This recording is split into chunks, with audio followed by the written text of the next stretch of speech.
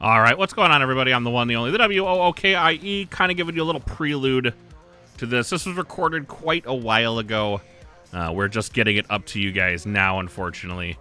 But this one was from Vault Tour Paris, I believe. This is going to be Ewok talking to Zinzudi, Lord Judo, and Harmed.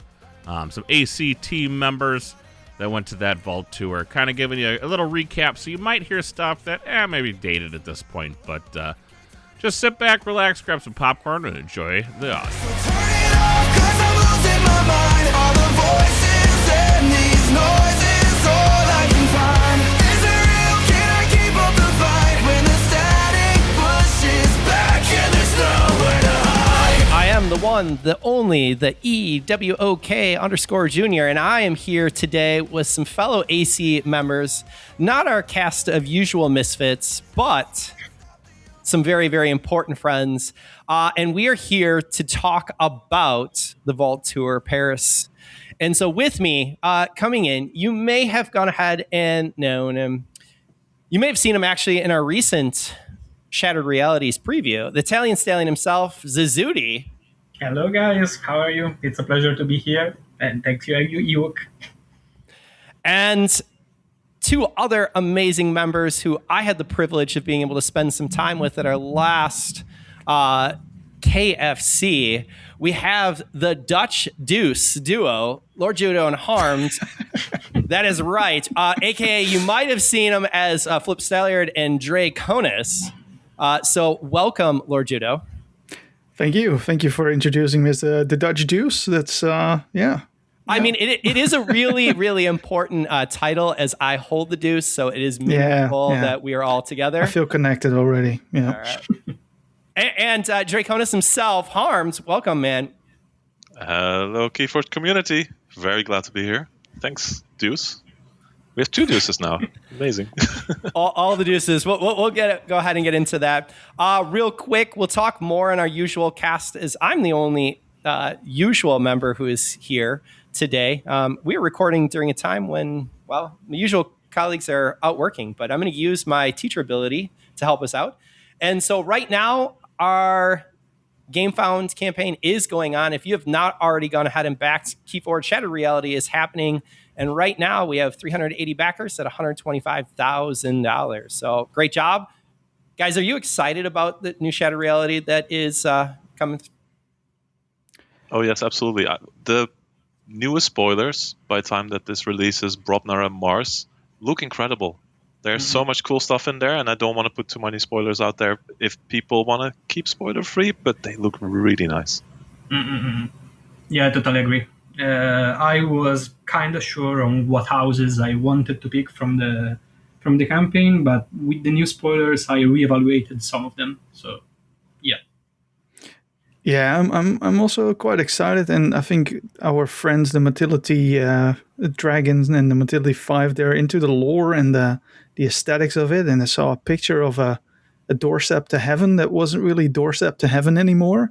So that is the first time I'm like, hey, something's happening in the Crucible, which it feels pretty cool. So I'm excited, yeah. There is actually lore to this game. Yeah. There is lore to the game. We have seen some darkness approaching, and I'm really curious to see what happened to that doorstep. But some great artwork. I know not everyone follows along for that. Zudi, you actually had a beautiful set of two cards that you went ahead and introduced. So if you've not checked it out, where should our listeners go ahead and take a peek? Because you recorded both in Italian and English, so it's going to hit a large chunk of individuals who could listen. But where should they find that preview? Yeah, it's on the Team GG channel, which is basically an Italian channel overall. We usually spotlight things like events or personal tier lists of what we think are the best or the worst cards of each set. But they've done quite a big job to keep people interested. I was saying also on the Discord lately, the Italian community is growing a lot. We have quite a bit of people joining every week. So we wanted to share our spoilers both in our native language to increase the number of people here, but we also felt like everyone should have them in, I wouldn't say the native language, but something closer to that. Very nice. It is great news to actually hear that internationally, especially in Italy, that the community is growing, because that's something that we often here in America don't necessarily hear about. And the game has been around for a number of years, so that is amazing news to hear. It's thriving, it's doing well, and you're growing it. So great job over there. Without further ado, boys, I'm going to jump right in. So I know it's a little bit later, but on the 3rd, 4th, and 5th of July, you guys got a chance to go ahead and go to a Vault Tour. So let's chat a little bit about it. What was your approach? Did you come in early? Where'd you stay? Talk to me a little bit about it. We came in early and late, I guess. We came in a day early, but very late. So I drove with Harmed, and we picked up Stefan Man, another Dutch player, along the way. So I think we left around 4 in the afternoon, and we arrived just before 12, I think. Nice detour through Paris, some sightseeing in some great neighborhoods because the highway was closed, so that was good fun. But yeah, so a day early, just get some sleep in, so we didn't have to rush to make it to the 12 o'clock noon kickoff for Alliance. So I think that was our entry to the Vault Tour. We picked the hotel that was recommended. They had a deal with. It was decent. It had air conditioning in the bed, so yeah. Is it traditional that there wouldn't be air conditioning when I'm traveling abroad? It's not that common, I guess, for normal households in the Netherlands. It's becoming a bit more common. So last year we had an accommodation without air conditioning. This year we had one with. So I don't know. Harmed, you go to more hotels. Is it not common to have AC? I don't know.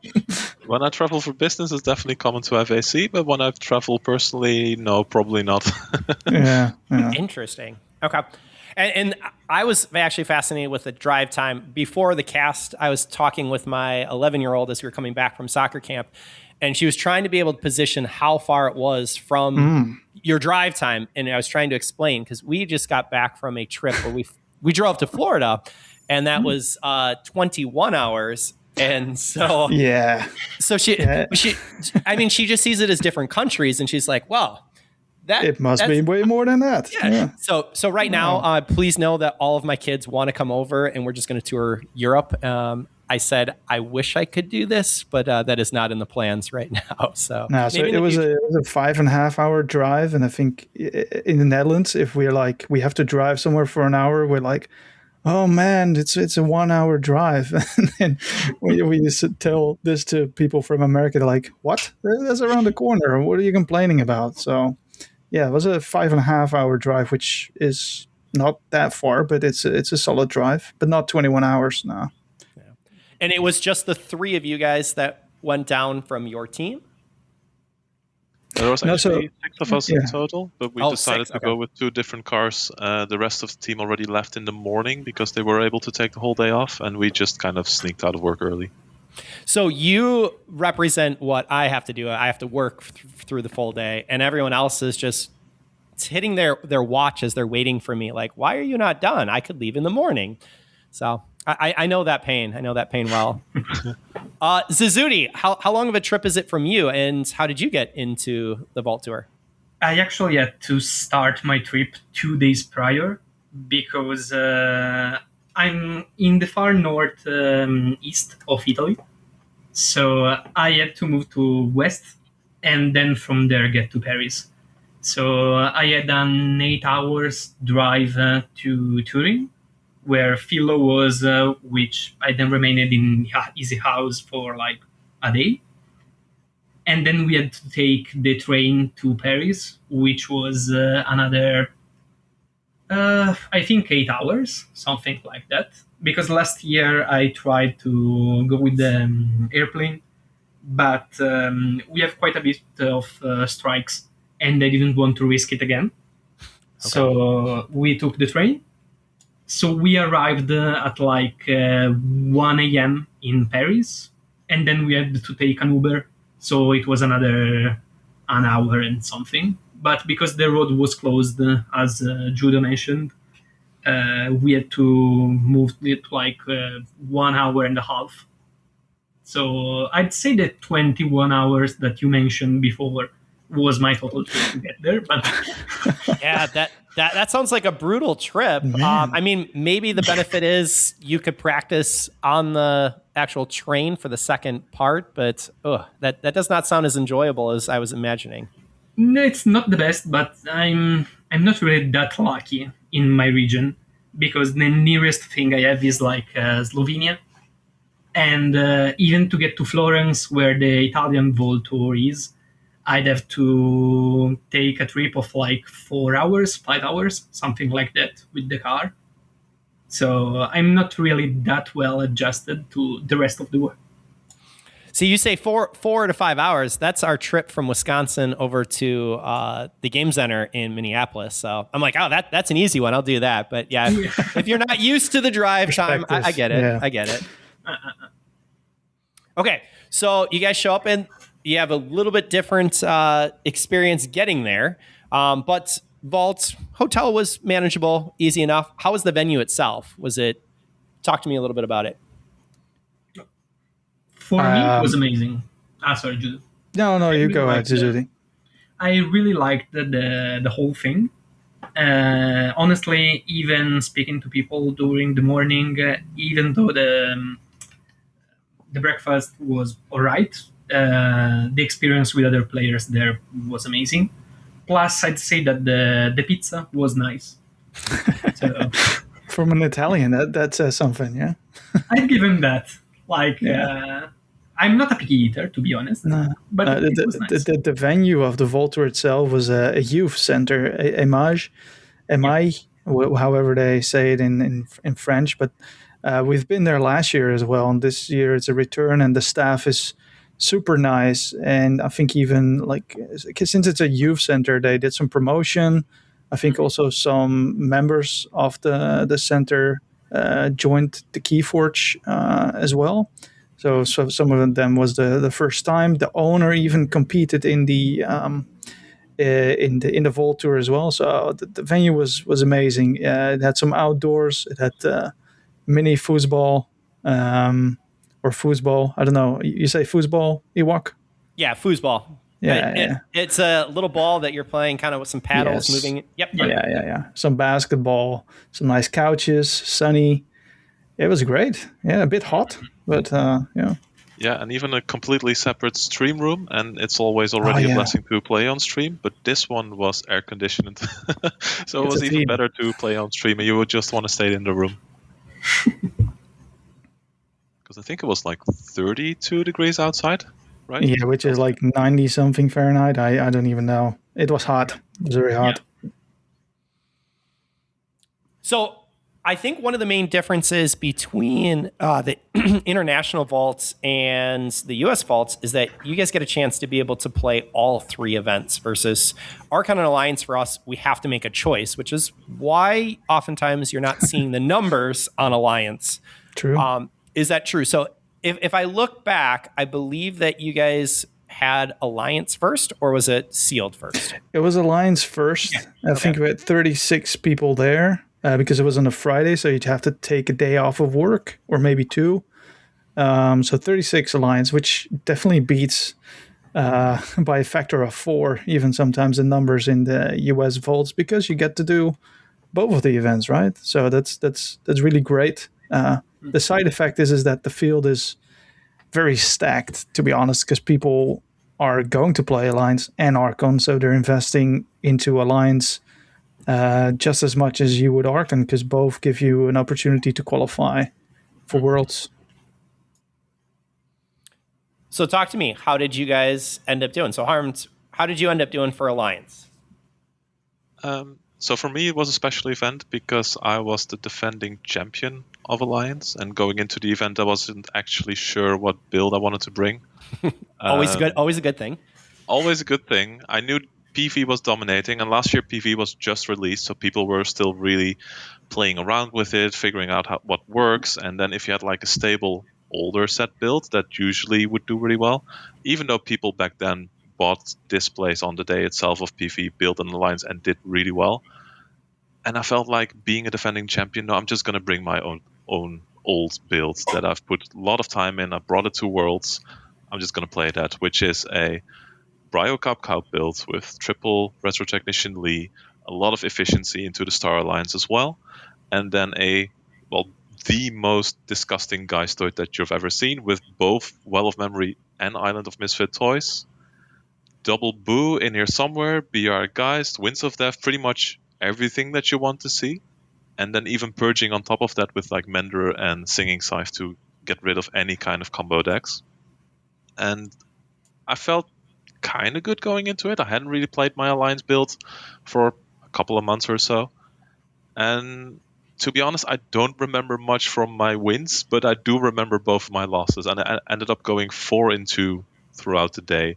My first loss was against Gnocchi, one of the German players. And that was like one of those typical KeyForge games where just everything went wrong. Like the draws didn't line up, you do a mulligan. I drew back into my best turn one play, which was playing a Winds of Death with a discard pip and discarding Singing Scythe. That was the best I could do with my turn one. I don't think I did anything for the first 3 or 4 turns of that game. Not because I was disrupted, just because I didn't really draw into anything. And then at some point I had a decision to play Boo on myself and Boo on my opponent. I picked myself first and I played the second one on my opponent. And I literally discarded the 10 worst cards in his entire deck. So that was the kind of game it won. Still a close game. Gnocchi went up to me afterwards and told me that he actually practiced the matchup online. And it was like losing to him 90% of the time. So, it's one of those games. That always makes you feel much better when people come and tell you that after, like, 90% of the time. I have a local who it's like, I had not run our deck against his at all. And he's like, yeah, I ran it against all of your decks. And this one wins at this percentage. So I anticipate that I'll win this. I'm like, okay, that's my store championship. Thanks. Got it. And then you proceed to beat his ass anyway? No. It was close, but no, I still lost in that matchup. And I will say, shout out to Noki, because Noki did qualify for Alliance as the pass down for top 4 spot. So awesome job. Yeah. I mean, he did really well. And out of all the PV builds that I played, I think his one was one of the best. And I did play against 6 other PV decks that day, which is incredible. Like, if you look at the Alliance field, it was pretty much only PV, and I was quite proud that we, as the 6 Dutchies, actually didn't bring any PV. We had like a mix of Ember Skies, GR, Crucible Clash even. And I'll talk more about that build later because that one is quite interesting. Yeah, and then one of my final games I played against Lorenzo on stream, and he just completely wrecked me, infernused all my key pieces away. So 4-2, lost 2 times against 2 top 8 players. So I still had a little bit of hope with 36 players that I might get in with a 4-2. But I got, I think, 9th place based on strength of schedule. So I couldn't defend my title, unfortunately. Ooh. Very well. Judo, how did you end up doing in Alliance? Well, good, but not that good, I guess. So I have a nemesis at the French Voltour, and it's a teammate of ours. It's Matilda 5. I don't know, for some reason the French Voltour is his Voltour, and I get paired up at the most unfortunate moments against him, and then I already know what time it is. So I started pretty well. I brought Drakes, by the way, because I opened the Brobnar pod with 2 Ember Drakes inside the pod itself, which is pretty crazy. So pretty crazy. I felt I had to lean into that. So it went well. I think I started against a Worlds Collide build, which I also considered because I thought maybe it would do well, but I got the better of that one. Then 2 more PV. So I'm 3-0. I'm like, okay, all right, here we go. And then I faced my nemesis, Motility 5, with his Crucible Clash build, which Harnd will probably talk about a bit more. It is super fast, disgusting. But I had my winning combo in my hand for 2 turns, but only to be controlled weak twice in a row and then not being able to stop it. It feels pretty bad. So my nemesis struck again. And then I also faced Lorenzo, I think, and he whipped my ass, and that's 4-2. Also down on strength of schedule. So 4-2, not too bad, I guess. But yeah, I'll At pay least- I'll pay your donation to the swear jar. I got you guys. Did I swear? I didn't even realize. I'm used to it with this gas. Don't worry. We're gonna make big donation tonight. Yeah, big donation. Yeah, but Matilda 5 made it to the top 8, and even further than that with his Crucible Clash. So I was really bummed I lost that game, but he did really well again at the French World Tour. Yeah. All right, Zizudi, how did the Alliance show up for you? Honestly, better than I expected, because I was going into it without any expectation.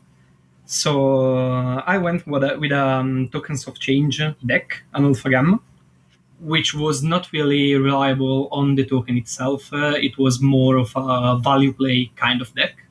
So I had triple Wormo, double Redline, triple against all flags, and quadra Routine Job. So it was basically just spamming Ember and stealing as much as I could. I went with 22 Ember total, I think. And I went 4-2, losing to PV, basically, which was one from J. Philippig, which crushed me with the cover fires.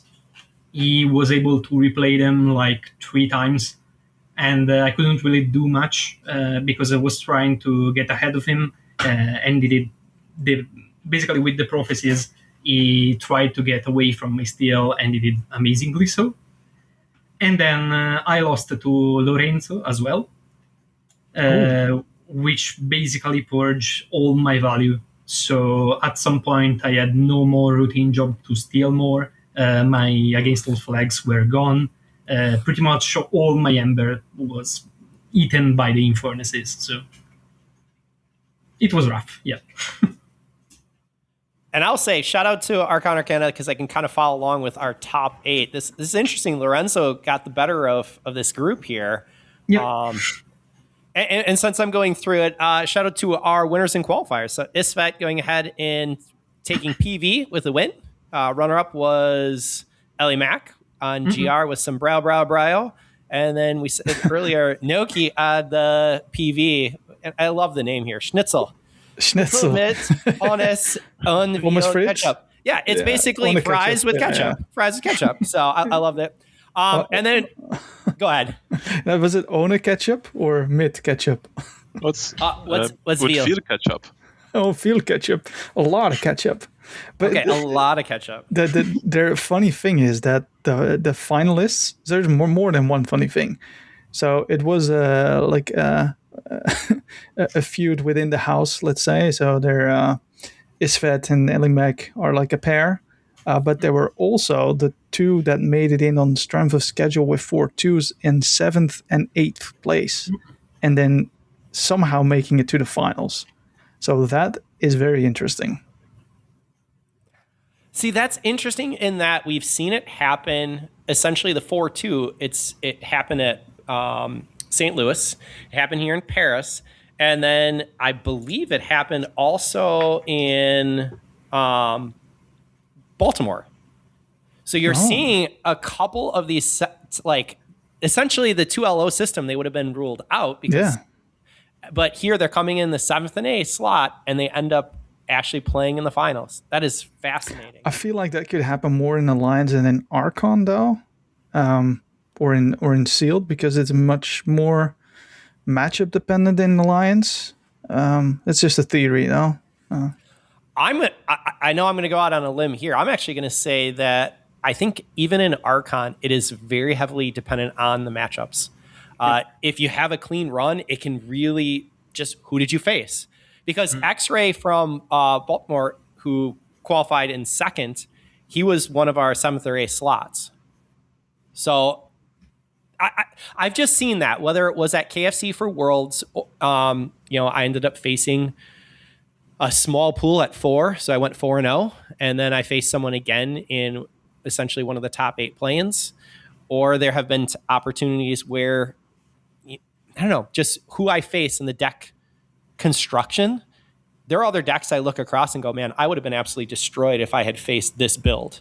So that's interesting, both for Alliance and Archon. I mean, for me at least, but you're saying more for Alliance that you're seeing it as potentially dependent on the build. We talked about it in the little Italian group that we had there. And honestly, I think it's mostly based on field approach. Like the VC that you told before, Judo, it was played by one of the other Italians. And it had a terrible field day because it went 1-3 drop, if I remember right. And our approach to the whole thing was like, okay, you chose that deck. It didn't work. So you were really far from what the field is playing. So instead of like the general matchups or whatever you can find that you will have positive, we were also evaluating like, okay, I did 4-2, or I did 3-3, or I made top, etc. And aside from that, I think there's also quite a bit of luck included. So from my perspective, in particular, if you're doing top quite consistently, I think you're still playing a deck that could be the winner of that tournament. And we had quite a bit of a discussion about it. So yeah. Yeah, I think you're right there, and I wasn't disappointed because I played to the best of my abilities. I didn't make any major mistakes that cost me the game, and so then that's just what it is on that day. You know, if you had a little bit better matchups or different route to the top 8, you would have made it.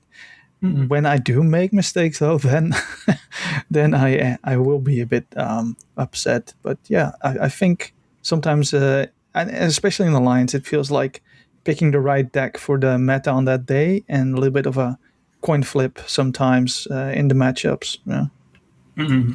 Yeah, I totally agree. And I feel right now with PV being so dominant that there is some random what was discarded from yours at what time. Oh man, I mean, Harmed, you were talking about actually going ahead and cycling and kind of just getting rid of essentially a dead hand for your opponent. That's a really big win when you're like, okay, I got to actually take a dead turn to play it. And now here you basically can punk or Winds of Death and just move them out of that hand. So I don't know. I feel that there's a bit more randomness with PV, and it can just have this, well, did my cards hit your good card, or did it miss and hit something that was meaningless? So that's interesting. I think that's true for PV, and that effect is even extrapolated in Alliance, where things just need to come together in the first 2-3 turns of the game. Especially if you're very lockout-oriented or combo-oriented, you just need to have the stability of the deck and the efficiency to make things happen. And if it doesn't, then you're in for a rough game. Let's just call it like that. Well, I have to say, as I'm heading over to Vietnam in a couple weeks, I'm excited to be able to play in all 3 events. So it did have me actually thinking about Alliance, and I have built a deck and actually gotten a couple plays in it. So PV?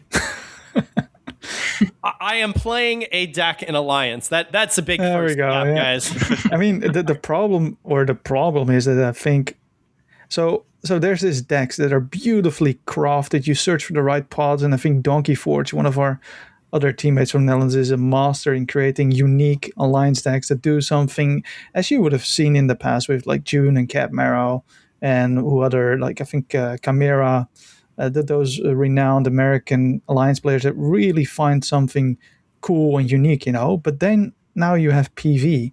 You smack together a couple Rage Resets, a Hoodwink, a Tranks, maybe some Dis with Dramatic Echoes, and then, yeah, that works as well, you know. So a bit sad. they need to be more restricted, I think, on PV. I do think that the list will be updated after the season, and you'll see a couple more cards added to restrict. I will say it was frustrating to have to play around cards that come in at a common slot that I don't really care about in my deck, but by having one of them, it made the deck or that pod null and void. So that was something to be able to be interesting, but I think if we add too many cards it can be a little bit problematic for the Lions players too. So we'll have to see. But yes, I'll share offline because it is not out yet. But I am enjoying the builds. I want to actually be able to play it. So we'll see and have some fun. All right, we'll have some practice games, but ban PV from Alliance. That would do some good. There you go. Speaking of the top 8, so we had 1, 2, 3, 4, 5, I think it was five. Five of the top 8 were PV, and then we had GR, CC, and MM. So I'll kind of go on the backside. 7 and 8. The top 8s were Lobot on MM, Elvid and PV, Filio on PV, and Lorenzo 99 and PV. And kind of you talked a little bit about 2 of those members from the Italian squad, Zuzudi. And I know you guys want to talk about CC. We actually saw CC show up and make a top 8, boys. It happened. It happened. Top 4 even, which is incredible. Pretty impressive. Yep. It is really impressive. I played it with my build against his CC as well, and it was a super close game. But that was in the practice leading up to the event. And yeah, shout out to Motility 5 because he built something incredible. The deck completely revolves around Infernal Terran, and his Dis is absolutely perfect for that. So he has double Infernal Terran in the deck and an Arise just to get them back, and triple Control the Weak, so he can lock you into any house. And the whole idea is you lock him, you discard the Terran, and you use all the pips in the rest of the houses to steal as much as possible, and they cannot do anything about that. And to kind of supplement that build, he has a Skyborn that goes like the wind. It goes really quick with double Silver Lining, which just generates tons of Ember. Triple against all flags, just to put some more additional steel in there. And a ton of pips. Discard pips, draw pips, extra Ember pips. It's a really good pot. And even an Untamed pip, because the third house is Untamed. And this is where most of the C is in there. So double Nature Call, double Unnatural Selection. Those come also with the extra pips. It's extra C. You can also just scrap them with the Terran and steal more. And a Cauldron for really wacky stuff. Witch of the Wild for extra efficiency. And it just works incredibly well together, because even if you're locked out, you just scrap the Terran, you steal 5, and you're still locked out, but you're going to forge that third key anyway, so who cares? It's a beauty. It is a beautiful build. I like it. Yeah, it's lovely when you get Control the Weak 2 times in a row with the winning combo in your hand. I love that. Yeah. Well, I will say back in the day, I think this was the Dallas Vaults a couple years ago, at least 2. I was playing essentially a triple Control the Weak with the artifact to cycle it, Screaming Cave. And so, yes, when you can just keep cycling it becomes pretty vicious. So it's a good card. We had it even rougher in Italy because we had both Cristiano Erente and another player bringing the Screaming Cave with the Quadra copy of Control the Weak.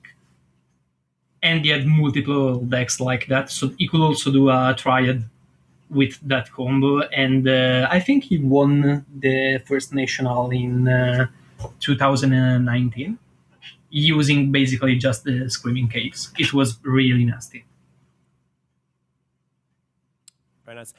So after day 1, I believe you guys played just straight through on that first day. So you had 36 players, but you played 6 rounds, and then you did top 8, top 4 right away on that Friday? I believe so. This was for every event the case, no? Okay. Yeah. So, you get to claim your winner right away, and it's nice pass down. So congrats to everyone who qualified and moved on. Did you guys do anything fun after going ahead and surviving that first day of Alliance? Maybe one small note, because at the end of the event, there was also a fantasy league, which was a lot of fun. You could pre-select who you thought would do well in that event. I think you could put like 4 players in there and the captain would give you double points. The points you get per player was based on both the wins, but also the amount of times they got picked. And at the end of every event, they would announce a fantasy league winner. And I think they gave them a Geotech deck, if I'm not mistaken. I think so, yeah. The VM26 Geotech, maybe the Treasure deck, indeed. Yeah. and paired with the fancy league, so you would have the number 1 picked player, 2, 3, and 4. They would all get a bounty. So let's say there was a ticketing system. So every time you won a game, you got 1 ticket, and then there's the prize wall where you can substitute the tickets pretty much for $50, let's say, or let's say $1 because euros $1. So then, if you were the number 4th most picked player, you would get the bounty for 2 tickets, and the number 3 as well. And there'd be the mega bounty for the most picked player that would be worth 4 tickets. And because it was 6 rounds Swiss, it was only valid till round 5, because staying undefeated until the full 6 rounds, that's quite tough. So there was another incentive to beat the players with the bounty on their heads. So that was pretty cool. And even if you were out, you could still root for the people in your fantasy league. So there were people saying, "Hey, what's your score?" I'll be like, 3-0. Great, keep going. And the other way around, like I lost, like, what are you doing? I'm sorry. You're my captain. So that added a nice little flavor to it. And they put in so much work, especially Ashitaka. Big shout out to Ashi. He set up a lot of things revolving the fancy league and organizing and judging. It was amazing. And I'll say a second shout out to Ashitaka. I know that he even opened up the league to a number of Americans who are like, hey, I want to participate too, even though we're not in the vault. So he went out of his way to include others. And again, he's just such a friendly, easygoing guy. I love him. So shout out, well-run vault there. On the actual tickets, so the bounty, if I went ahead and picked you, Judo, and then you won, does that mean that you're going to get the tickets or I'm going to get the tickets? So if I win, like my match, there's just there's 20 tables or whatever, and there's a ticket in each table, and the winner just takes a ticket. So if you picked me in a fantasy league, and I kept on winning, and the other 3 people you picked as well, you could win that geotagged deck. Okay, so it was just for the geotag. Yeah. But if I had the bounty and you were playing me, and you beat me, you get the ticket for winning that game, and also the bounty tickets. So to beat you. Yeah, okay. Exactly.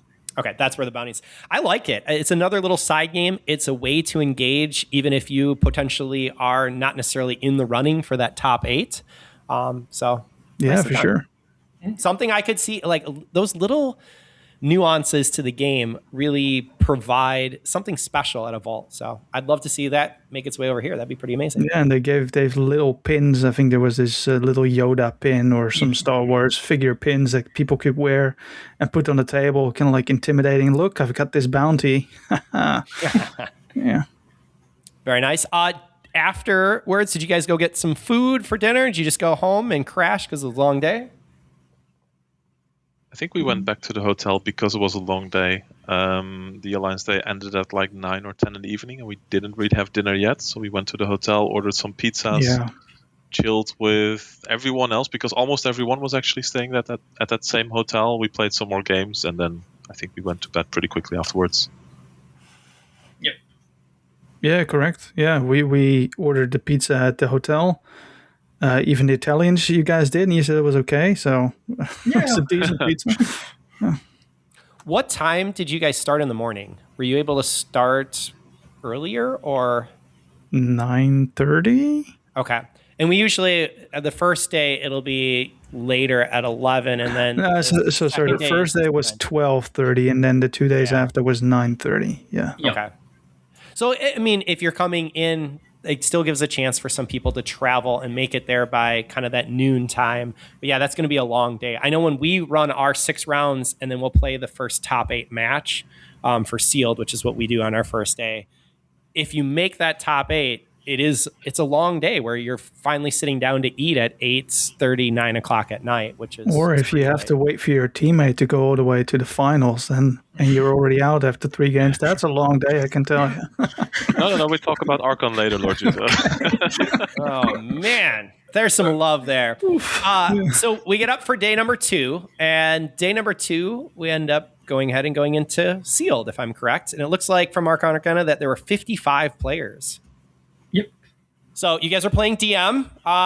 Let's start with Harms. We'll kind of go in there. How did your pool of decks? How did they look? They looked as DM looks, but they were above average DM decks, I would say. So in general, I had like 2 Ecodon, which you always love to see, 1 Shadows, and I was hoping for a bit more, but we'll get back to the Shadow spot later. A Geistoid, double Unfathomable, some Mars. I think the only thing that I didn't see was Skyborn, and it's a shame because I do think Skyborn does really well in sealed. I think it's like undervalued for what it actually can do and the board presence that it can bring. But other than that, when I opened the decks, I definitely couldn't complain. I think I was doubting between 6 different pots, which they were all above average, but there was only one really standing out to me, and that was the Shadows pot. So that came with double Pinscher Malloy, Too Much to Protect, double Kachu Napping, some useless creatures, and a few other really good actions, actually. And I was trying to see how can I start building around this. I think I overvalued Unfathomable a little bit, especially checking on SAS the day after when I actually scanned in those decks. But I ended up building a deck with Shadows, Unfathomable, and Ecodon, because, I mean, you have to go for Ecodon. I think that was the difficult choice. Which one of my Ecodon pots do I actually want to go for? And in the end, the goal of the deck was to rush. It generated tons of Ember. It didn't do that much on board because in all my pots I had very little C, which I think you see quite often in DM. Yeah, that's a DM issue that we're seeing. That is a very DM consistent. issue. Yeah, so I tried to pick all the C that I could get, except for the Kaboom that was in the Mars pot. Other than that, I tried to get as much C as possible. And the first few games went actually really well. First game against Jay Philippak, I think he could have built his build a little bit better, and the game was over in like 15 to 20 minutes, and we just started talking about his deck and how he could optimize it. So that's always a good feeling to get that first quick win in. The next 2 games were also wins, so I was 3-0. Okay. Pretty confident. And game 4 was against your very own Suzuki. And I mean, I think you're going to talk about the game later as well, Suzuki, but I feel like I was very much in control in that game up until the end, and I'll leave it as is. I feel like I should have won, and then in the end he pulled out something incredible combo, and he took it. Yeah. And a little bit shaken from that performance, I went into Game 5. But before I went into Game 5, I actually switched out the Unfathomable pot with the Mars pot after talking to Motility Dragon and Motility 5 because I wasn't sure what to do. But I did see that I needed the Kaboom. I needed the extra C. I needed a little bit more board presence, and the Unfathomable just wasn't really doing it for me. And I'm glad I made the change because the next game was on stream, and I barely scraped by, but I did manage to win that one in the end. And then game 6 was actually also on stream against X6 or Caleb, and that one was rough. Again, Kaboom being my biggest C, he Abyssal sided it out of my hand. He made sure that I discarded it, and all his deck did was pretty much build an insane board with Psychic Haze and then the Mars creature that if you leave it exhausted, your keys cost +3, and I think he had like 2 or 3 of those. So with the Psychic Haze, you cannot even attack into those. And then if you don't have enough C out of hand, well, you can see where that's going. I try to keep in, but I had to forge keys for like... Yeah, exactly. I had to forge keys for like 12 to 15 Ember every time, and I think I managed to forge 2, and that's it. Or maybe even 1. I don't know anymore. So that was rough. Again, 4-2. I was hoping to get a little bit further, especially since my pots looked actually quite decent for DM standards. And again, because of strength of schedule, I came in not 9th, but 10th this time, I believe. So yeah, that was my sealed run. So you had the cut of death in Alliance, and now you missed it by 2 at that 4-2. Oof, good run. Yes. But yeah, I do feel that one of the things that I'd like to see is still that play and match, but I understand why. It adds an extra hour that we cannot go ahead and add that time. But yeah, finishing on 9 or even 10, it feels rough. But I guess the short answer is if it was 2-0, you would have been out on that second loss. So I live with what we have. I think it is a better system, and I'm very, very happy with that. I'm excited to be able to hear about Suzuki with that talk for round 5. But all right. And so Harms, that was a phenomenal run. Let's go ahead and take a peek. Lord Judo, how did you see your decks as you opened them up? I was quite happy. I had one Shadows that I insta-picked that had 2 times TMTP, Too Much to Protect. 2 Pincher Malloys. So like, all right, got that one. Then there was a pretty decent Aquidon with Now and Later, 2 Nada Texas, some Hoist Operations, Authorized Requisitions, and Zavel, the Archaeologist, which might not be super cool by itself. But then I was presented with a tough choice. So I had a Uboros with a Sin Dynasty. So with Sin Dynasty, the keys cost plus 2 for each of us. So with the TMTP, I was like, that sounds like a plan. And then when they do manage to forge through it, then I can just use Zavel to play it again and have a lot of fun that way. It makes me draw cards, gives me Amber. So that was my, like, it's just, is this a trap? Because the Zavel and Sin Dynasty is a trap. Should I do it? And I did it. But there were 3 other unfathomable pots that I could have taken. So game 1, pretty tough actually, against the owner of the center. But I got that one. Then 2 slightly easier games, I think.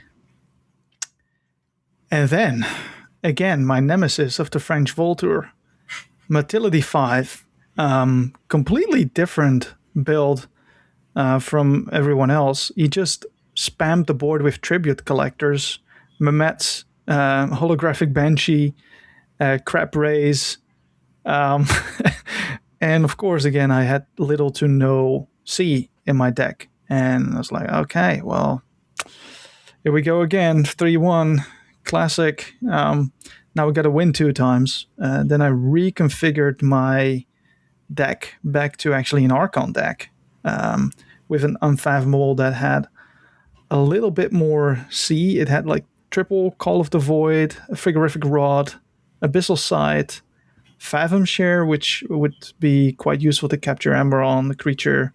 Yeah, that's have them capture it back. Yeah, capture half of your opponent's Amber. Yeah, rounding exactly. Down.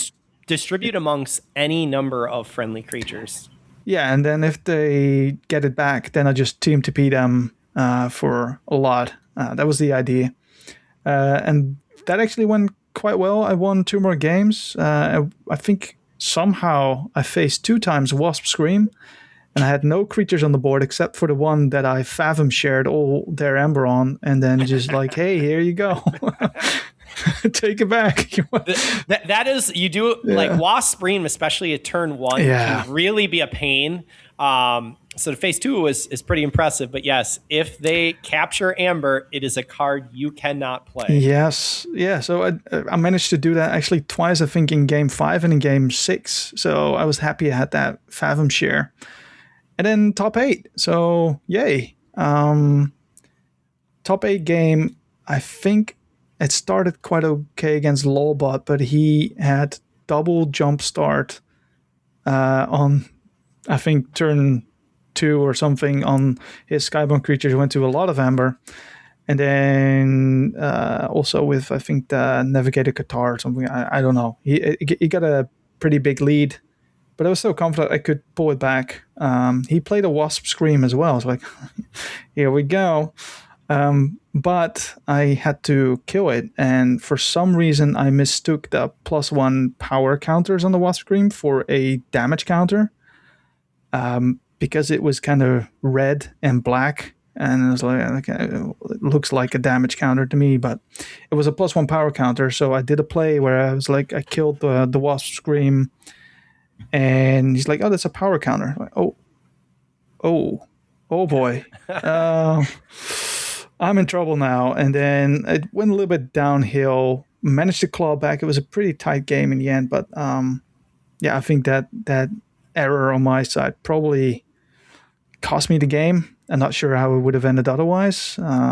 So pay attention to what tokens the other person is using and internalize them very well, because if you're used to just your own tokens, someone uses slightly different ones and you assume that it is of type A, but it turns out to be type B, yeah, that's tough. I also didn't want to ask to take it back because it was too far along in the game. It was a top 8 match as well, so you make a mistake, you just got to take it and learn from it, even though it was very painful. So top 8 game, yeah.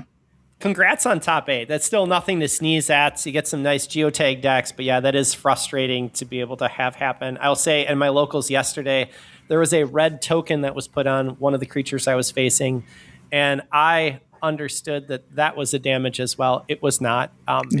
It was a +1 token. I'm like, can I give you some +1 tokens? This individual did not have +1 tokens, so that happened. No, so I think earlier in the game he clarified their tokens. So if I paid more attention, I probably should have caught it. But yeah, in when you're calculating all the decisions, and you glance at the board, say like, okay, do that, do that, do that, do that. You don't want to take too much time, and then you commit to it. So it was a shame I lost it, because I've look at the rest of the field. I think again, what Zizuti mentioned earlier, if you make top 8, goes slightly different, you could win the whole thing. So there was this chance to get that qualification, I think, but it wasn't meant to be. But good run nonetheless. Top 8, should be happy. Yeah. So I want to go back to, you said Zevel Archaeologist. So that's a 4-power Equidon human scientist. Each time you play an artifact from your discard pile, gain 1. Pretty cool. And then play after Reap, you may play an artifact from your discard pile. And then you were actually partnering that up with Sin Dynasty, where it was an artifact power, keys cost +2. After your opponent forges a key, gain 2 amber, draw 4 cards, and destroy Sin Dynasty. But it is dual-sided. It is, yeah. It looks like you played it for the first. Was that just for the first 4? I played it. First 4, okay. Yeah. And why did you back away from that? Was it more? Well, I faced Motility 5 with a big board, you said that. and I needed a bit more board control. And then with Fathom Share, it was one of the pots I was considering as well. And then the Ouroboros wasn't doing much in that game, so I started doubting. As like, okay, and Motility 5 kind of convinced me to switch, but it does sound magnificent, right? Sin Dynasty with TMTP and with Zavel and even 2 TMTPs. Like, it sounds amazing, but it also sounds a little bit more Christmas tree land. Like, on the side, we're like, okay, I can play this, but depending on what's in for your Ouroboros, like, it's very possible that the rest of the house is just kind of and it's not worthwhile. It wasn't but it was.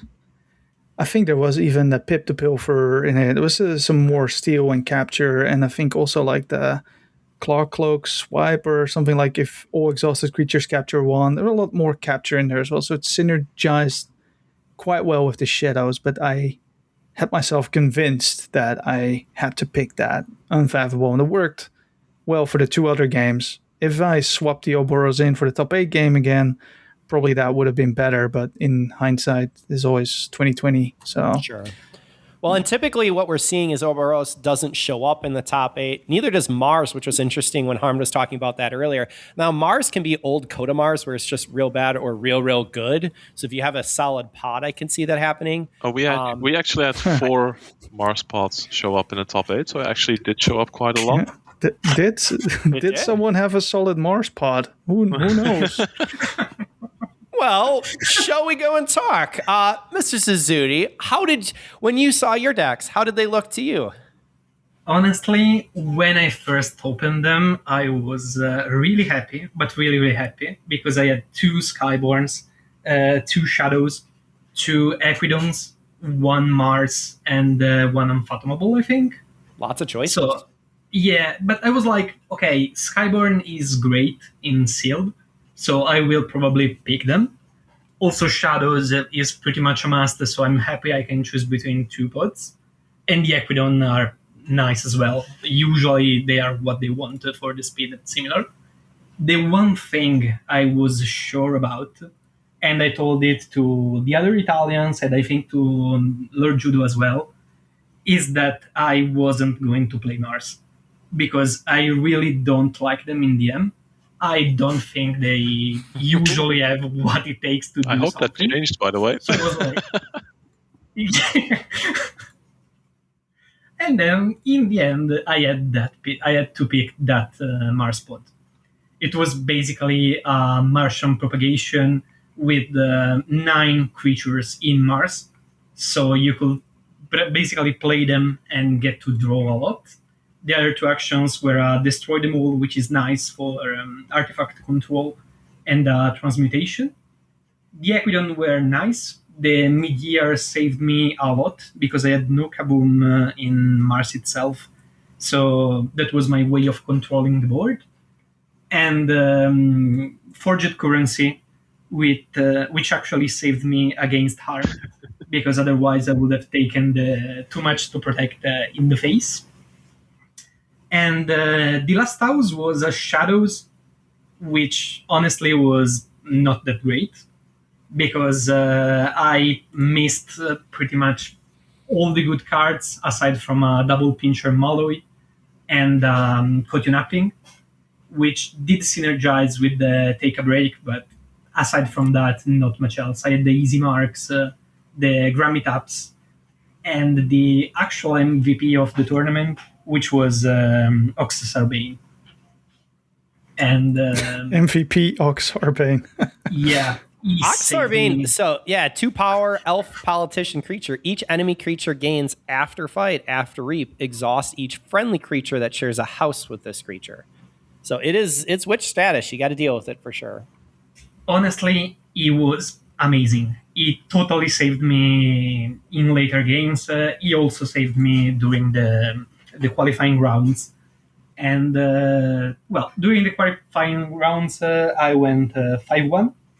So top 8, and all the matches there were really tense, mostly because, as I said, I don't have that much value in Shadows, so not having what you usually want, like the TMTP or the Counterfeit, really put me in some awkward spots.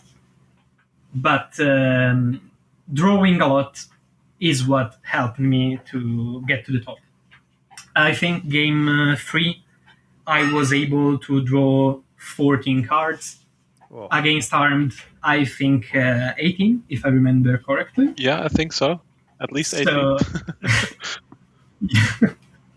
so my qualifying rounds were basically all around that Martian propagation and being able to pop off the Forged Currency later with the Equidon.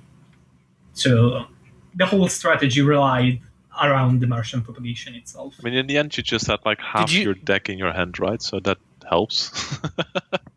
Yeah. Yeah. Did you make a choice to hold on to some of the creatures so that you'd play them and then just immediately blow up your board? Or were you content playing those 9 Mars and basically when Martian propagation hit, you're going to blow it up and keep cycling? Usually I just blow them up. I think just in game 5, I did remain with my board because it was more valuable that way. But aside from that, I don't really have that much value in the board itself. And even if you destroy all the creatures that are down and you get to redraw into your deck, you're still going to take those creatures back. So you're drawing your entire deck plus. All right. Sorry about some of the technical difficulty there. Zazudi, you were just talking about that sweet Mars board. And talk to us. What did you have with all of these creatures? Yeah, I usually just destroy them to draw into them. I think the only valuable creatures that you get out of here are the triple operator Olug, which actually baited quite a bit of my opponents, because having shadows in the deck, I could get the key cost higher, and they wouldn't go that much high due to the TMTP risk.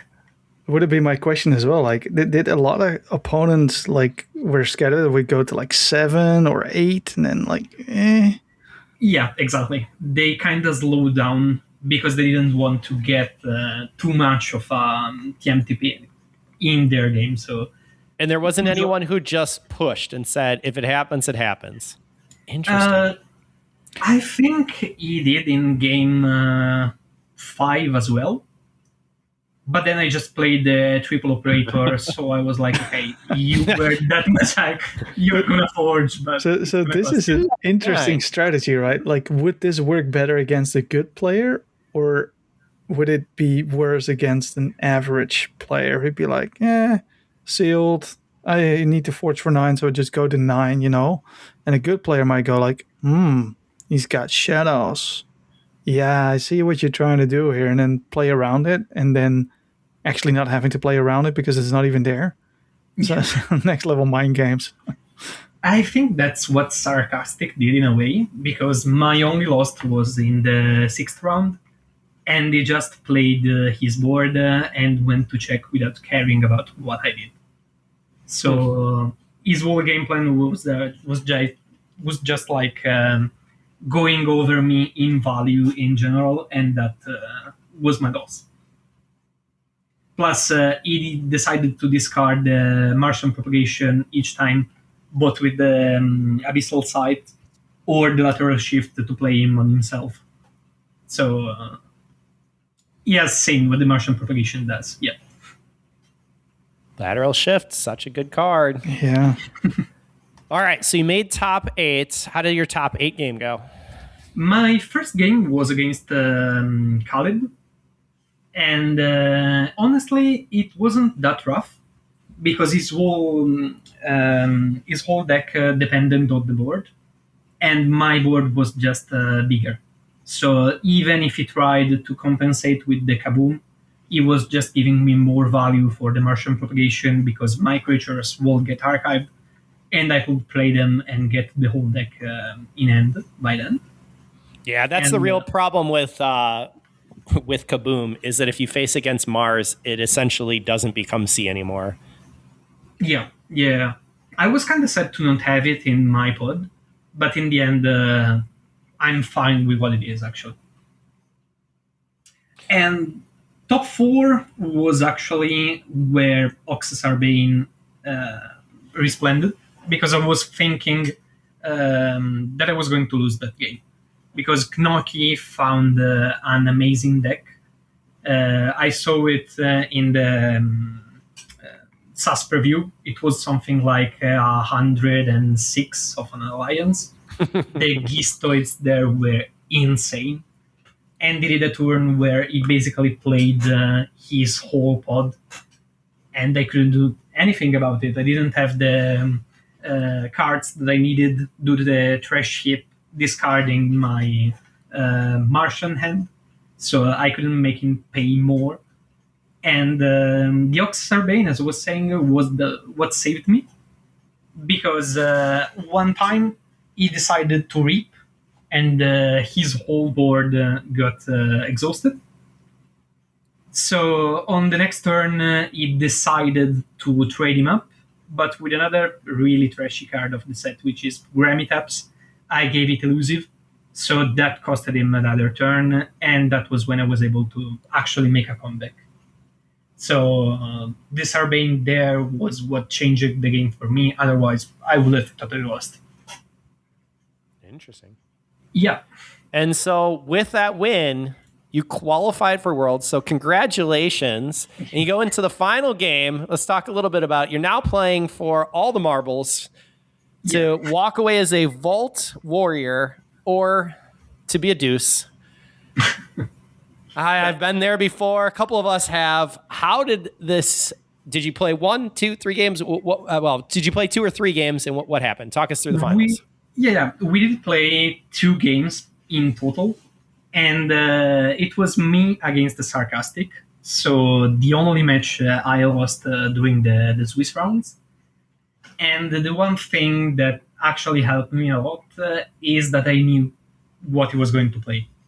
So I knew that he had Against All Flags. Actually, I believed he only had 2 of them. He had 3 in the end, plus the Malforge to block my Forge. And he was relying on board. So what I needed to do and what I needed to know was that I wasn't going to let him get ahead of me on the board. And I tried to fight with the Mars as much as I could. And I didn't really play the propagation in the finals, Mostly because one time he decided to discard it with the Abyssal Sight and then purge it with the Hunting deck. And in the second game, he played it himself with the Lateral Shift. So there was no way for me to actually play it. But Yeah, I was looking at this deck. So the Unfathomable that you're playing against had Lateral Shift, double Abyssal Sight. It had triple against all flags, the triple prop dusting. It had Crepuscular Rays, the Demotter. Like, man, just this is a solid build to go against. So using your knowledge, and again, everyone here is a phenomenal player, but that really goes ahead and helps you to know when I should be keeping my board, when I should be saving it. And I think the knowledge of being able to play him in that 5th round, that was huge. yeah, Well done. absolutely. Yeah. I think the knowledge there was what changed my whole approach to the game itself. And as I said, I tried to be as pushy as possible on the board. In other cases, I would have just reap and gain the Ember.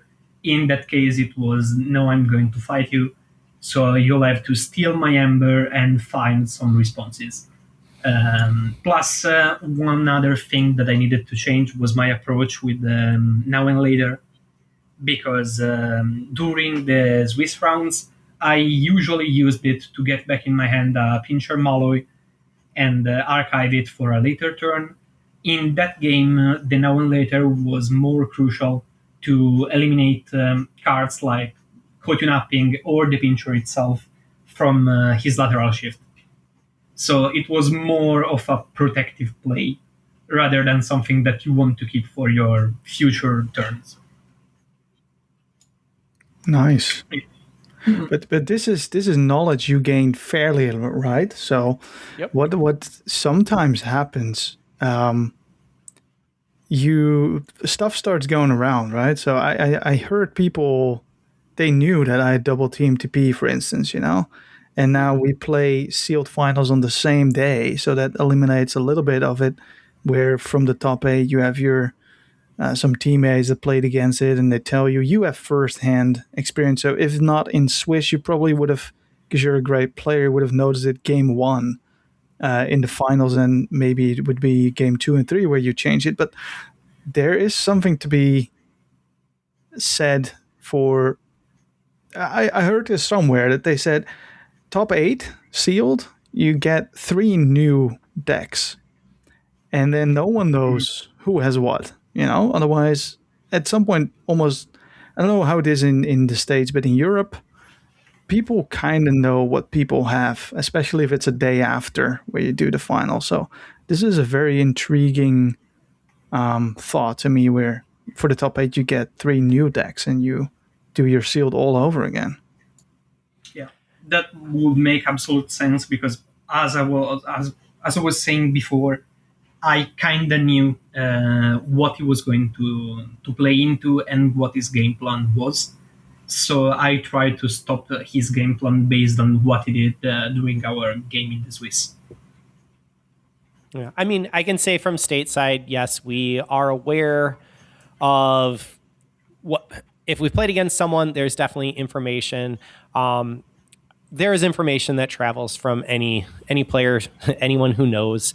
That's why I was a little surprised when you're saying, Zuzuri, that you didn't have the TMTP, and like it didn't really get around, because typically that information, it's going to go ahead and people are going to be aware of it. But I love that you played straight up. You're able to kind of know and kind of lean into it. So well done. You got the Volt Warrior status. So congrats. Yeah, thank you. That's a huge accomplishment, something I have not accomplished myself. So, No. hey, honestly, just making top 8 is a real. It requires a lot of work and practice and some luck. There's no question about it. To be able to do it more than once, it requires. So anyone who can make it all the way and finish, it's a big accomplishment. So well done. Thank you.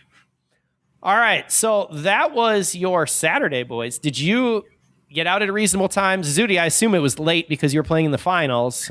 Did you just go ahead and go back and crash again, or did we do anything fun? We did get another pizza in the hotel. but mostly because everything else was closed, so we had no other option. Wasn't France playing whatever, Germany or something? There No, was no, some no, kind of World Paraguay. Cup I don't know. match happening. The World Cup. Yep. Yeah, World Cup match was yeah. going on. So Yeah. the French were all watching that instead of opening their shops or something. I don't know. We managed to get some Yeah, and I food think though. The people Because we were who earlier. won Yeah, we were Geotech earlier. Faultmaster 26 went ahead and opened it and also played it in the lobby. And I know Six got absolutely mental by the deck that he opened, saying every time he flipped a card, he was saying, "Oh, is this in set? Oh my God, is this also in set? This deck is insane." And I think he went ahead and brought it to Archon the next day. And yeah, right. Yeah. And I think it went as expected, where you feel like completely overwhelmed by how good a deck is, and then you use it in practice, and I think it didn't match up to his expectations. But it did, really? Actually, it went Okay. 4-2, I think. Wow. So Okay. Yeah. better than expected. Yeah. 4-2 is pretty crazy with deck you opened the night before at 10 o'clock and then just sleeping on it and playing it the next day. That's crazy. I think even better than his prophetic vision that he was going to play, because his prophetic vision went 3-3, if I remember right. And then you're not playing PV too, so there's some benefit to that. Yeah. Yeah. Yeah. All right. So for sealed with the 55 players, Zudi taking it down, qualifying for Worlds. Runner-up being Sarcastic, who also qualifies to Worlds. So congrats to both of you. Top 4 goes Noki again. Name we're seeing Lilbot for top 4, and then our top 8 is that it's XKIX. Is that Kicks? Kicks, Yeah. Paylep. Sticks. So it's going to go with it. Okay, I'll go with that. Mobility 5, Flash Candy, and Or motility 5. And don't say mobility. Motility 5. I thought I said motility, but I apologize if I did not. Motility 5. I mean, we've heard your arch nemesis. I want to name him right. It's motility 5. Well, I apologize if I said anything different. Motility 5. And then Lord Judo. And congrats to all of our top 8.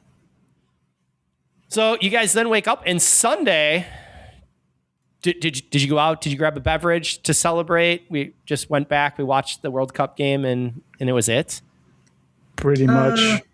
Yeah, I didn't really celebrate it that much that evening, mostly because we had the Archon the next day, so it was pretty late. I mean, there's no Draskor experience in Europe. We have the Snore Forge experience where we just go to bed and sleep. So if us Americans come over, would there be a Draskor experience? 100%. Yeah. Okay. So that I mean, it is possible to start one. It's a good time. Just need Barnaby to come over, right? Yeah. Oh, Barnaby's so good. As long as we put it on Reservist Jones tab, we're good. Nice. All right. So then you guys went into Sunday and Archon with 52 players. Now, what decks did you select and where are we going? So let's start here with Judo. What did you choose since we just talked with Suzuki? So I said if I do really well in sealed Aura lines, I will not pick PV. I will pick my DM deck. Top 8 was okay, but it wasn't like top 4 or qualified. So if I was qualified for something, I would not pick PV. Unfortunately, I didn't. So I had to pick a PV deck that I've been holding on, not selecting for Worlds. Where in hindsight, I thought, oh man, if I only selected this deck, it would have been great. So I chose a PV deck, which was kind of. I'm gonna put a timeout here. Harmed, you let your duo do this. Was this an acceptable answer that? He top 8'd, but it wasn't good enough. I did hear we that have correct. Very high standards in our team, and top 8. Well, it's not a qualification.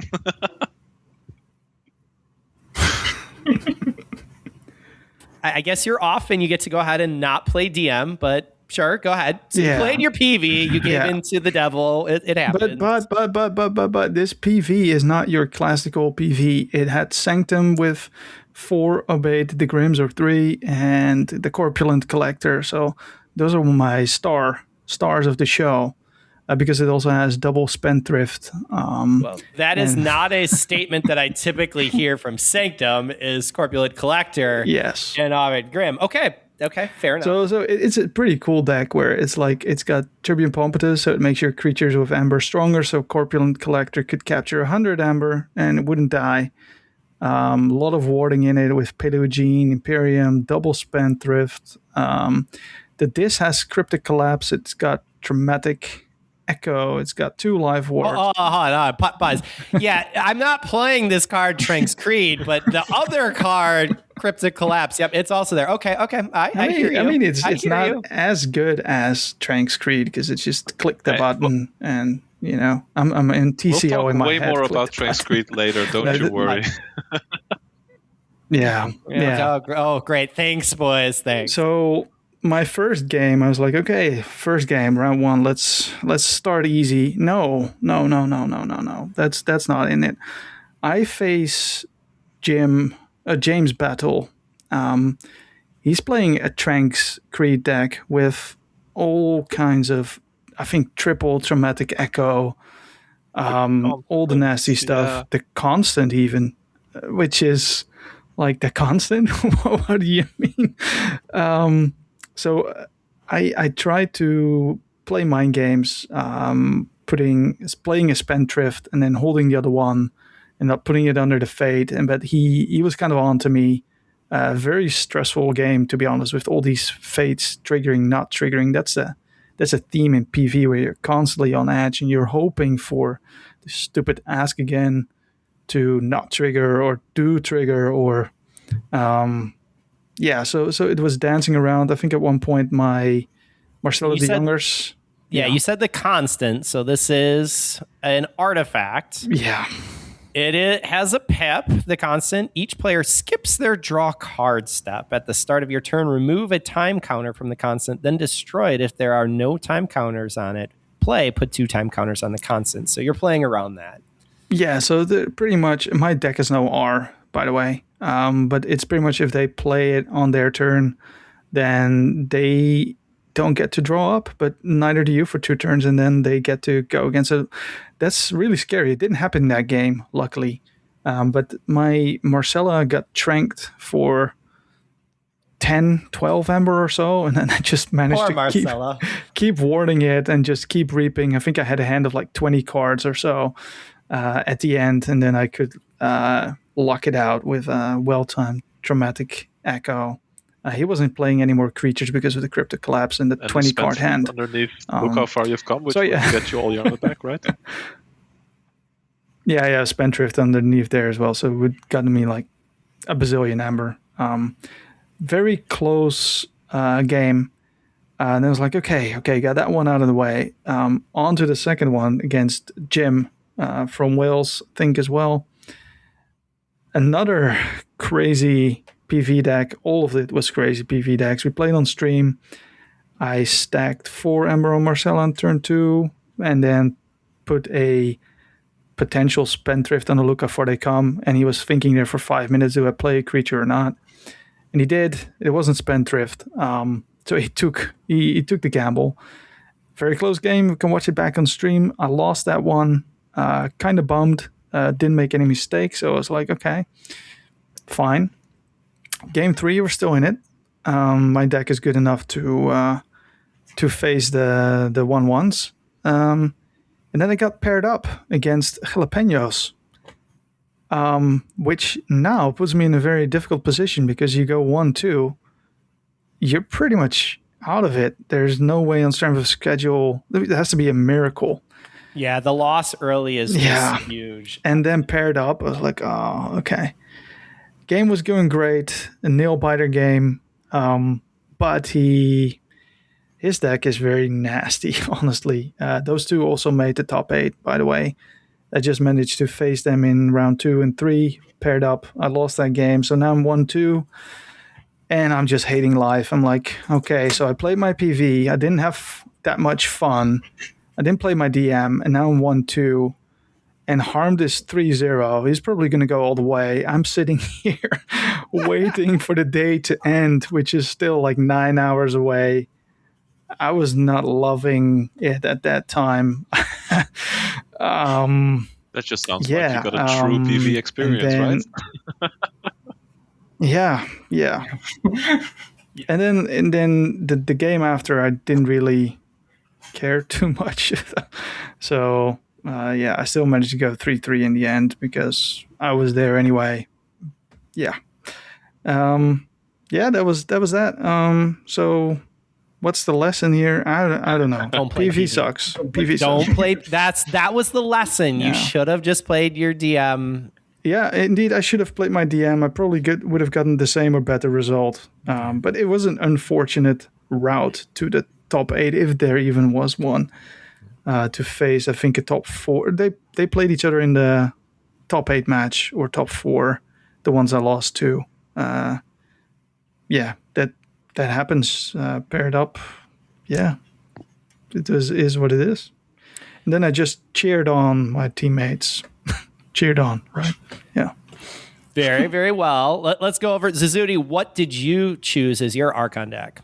Sadly, Prophetic Vision as well, mostly because I think the field is Prophetic Vision now. So, Okay, is it that you think the field is Prophetic Vision and that's why you played it, or that gave you the best chance to win, or... honestly, I think Both. it's the deck that gave, It's the same reason why I played it at St. Louis, boys. And I was also with you, Lord Judo, where I'm like, oh, why am I playing this? I should have just played DM, and it was my name deck, and I would have roughly finished the same. So, yes, sadness. But go ahead. I felt like I needed to play it, but I do not enjoy the set itself. The deck is pretty nasty because you have the Traumatic Echo, the Atrocity, Trank Creed, Cover Fire, Hoodwink, double Chame. And the prophecies are not that bad because you have the Look How Far when you play a creature, and Trust Your Feelings in different cards. So I could proc them pretty easily. The matches were nice up until the third game, where I lost to a Prophetic Vision as well, and it was an Untamed loop. So basically the whole thing relied on Punctuated Equilibrium and drawing into more Untamed End Forge with Prince Bufo. I could have gone out of that situation with either the Cover Fire or the Trank Creed, but I didn't have them in hand. So I lost a 3-2 to Tonio. And I think I also lost the fifth game to Lorenzo, which was playing a deck with Rage Reset Recursion, Cryptic Collapse with the Saurian Pip. So really nasty as well. And he had Trust Your Feelings, and in both the games in which I had to select this, it discarded all the list that I had in hand with Rage Reset. So it was basically, okay, I'll just put this under the Prophecy and pass. Did Antonio, before I kind of bounce off that game, did he have a miasma that was pipped and untamed? No, that's Conte Cali. That's another Italians deck. Yeah, and that's why I'm like, Yes. that deck has left a few scars, so that's why I was just recalling. But okay, Untamed Loop, I hear it's there. Actually, I play a lot with him, and it's one of our usual matches, and it's a nightmare for me. The only way I can try and stop him is with the Broken Intent on the miasma itself. Otherwise, it's game. Yep. Yeah. So, what did you end up finishing then for Archon? I was 4-2, and I was like 12th, I think, something around that. So I wasn't really... Yeah, boys, all these scores are great. Whether it's 3-3, 4-2, 4-2, lots of 4-2s. We're just missing the cost there. Dutch Deuce over there. Just settle down. You're fine. All right. They're all right. Is there any games that stood out to you, Zizudi, before we go on? I think the one against Lorenzo, because it was pretty balanced up until the Rage Resets. and I basically got the full prophetic vision experience, which is in Grim Reminders. In Grim Reminders, you had to sit down and watch your opponent play, and in prophetic vision, you have to sit down and watch yourself not be able to play. So I actually agree with that statement that, yes, for the most part, it is, okay, did they hit at the right time and discard the key cards I need? Great. You know what the worst part is? That Lorenzo is a runner-up in Worlds, right? So his worst or worst PV deck wasn't even allowed to be played. So I think he went ahead and bought a Chinese deck that he was playing, right, Suzuki? Yeah, exactly. I mean, we're degenerate, so yes, we make choices. It's okay.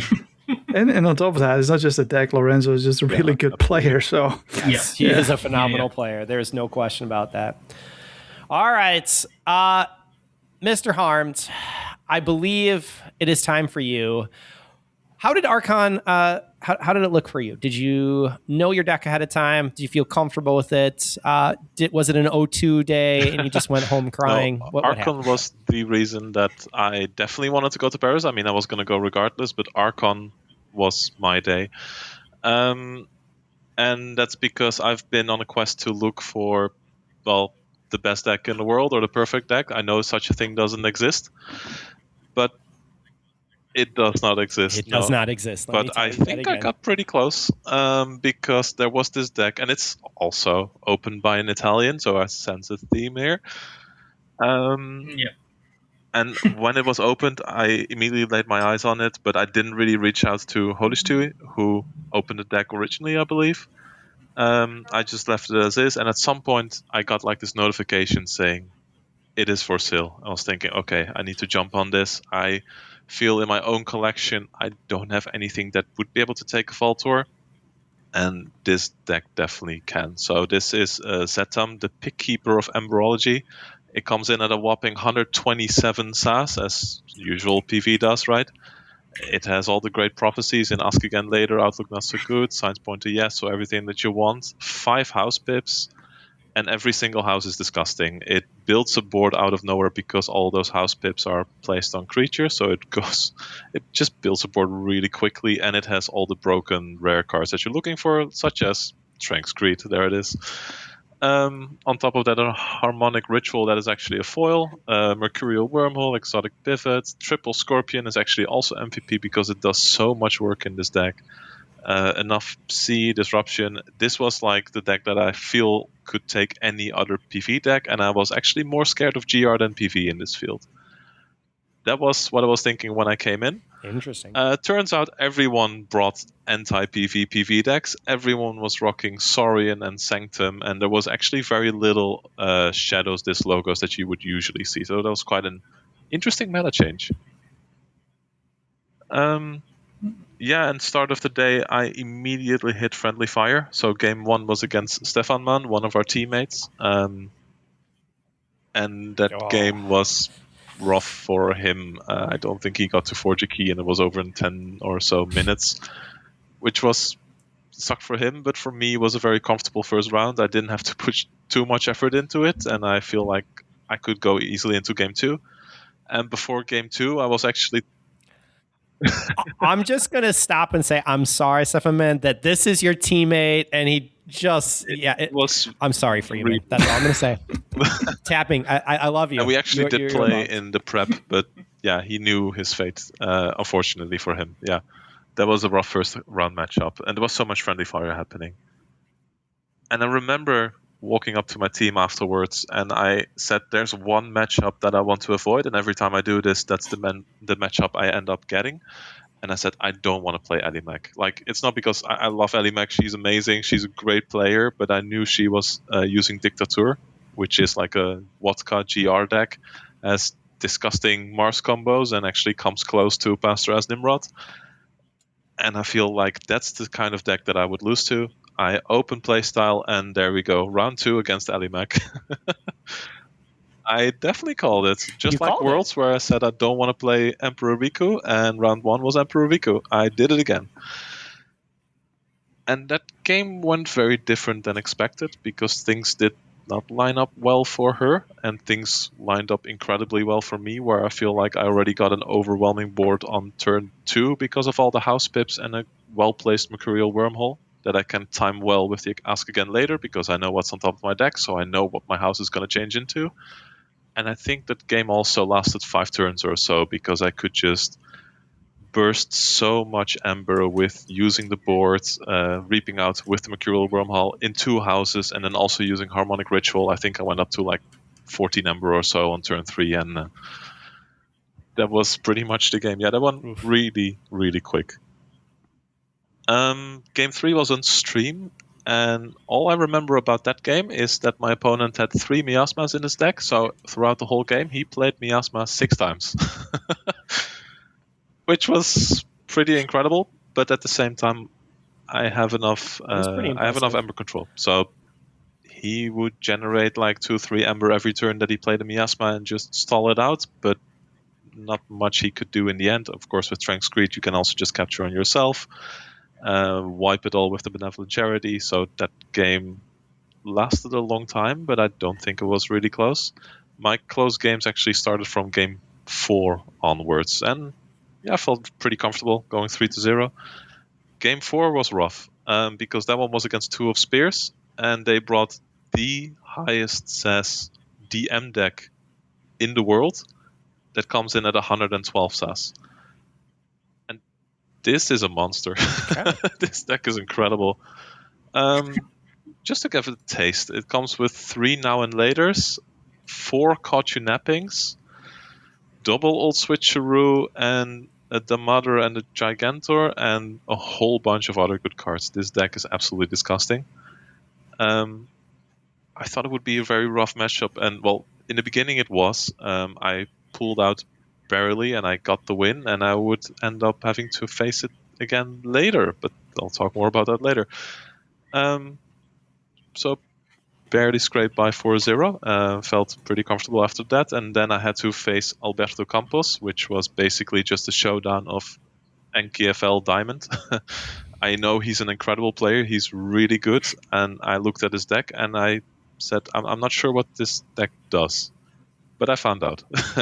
It was a PV deck, of course.